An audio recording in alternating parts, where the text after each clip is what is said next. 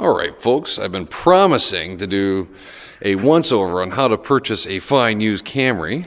So here's mine up on a hoist at work. I'll actually go through and a couple things to look for when purchasing one of these fine vehicles. So number one is you should always check the oil. What you're looking for is coolant, or well, coolant's your biggest issue. So if you see a milky film on your dipstick, you know it's probably coolant, and that means your head gasket's going. So keep an eye on that. Other than that, make sure your fluids are good. So your coolant levels and your brake fluid. On this one, they were nice and clean when I picked it up, and I haven't had to worry about it. So it's great. Even came with a new battery. So dealing with a 20-year-old Camry, you're going to find some rust. Surface rust isn't really anything you have to worry about.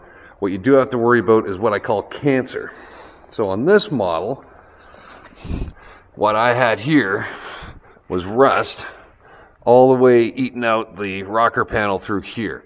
And that's just a collection of salt. I don't know if you can see that very well, but there's a little lip in there, or used to be, before I gooped her up. And that's where all the salt collects. So this girl, we cut out the bad section and just got a piece of tin from a local automotive store and welded her, did a bit of welding and then some PL Premium on it, and she's looking pretty good now. I can probably take that jack out that was just holding it in. A couple other weak links, not that there's many on a Camry, especially of this vintage, but on the Gen 3 and 4s is a bloody exhaust, and you see the exhaust pipe hanging down there.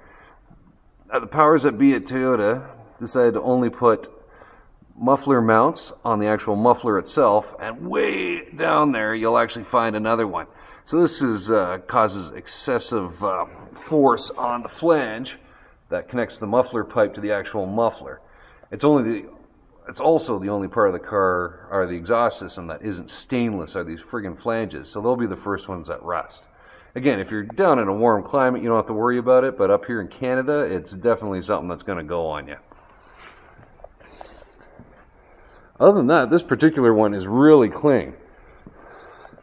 Again, for 450 bucks, it's pretty hard to go wrong with it. It's got 140,000 miles on it and purrs like a kitten. So another nice thing you can do with these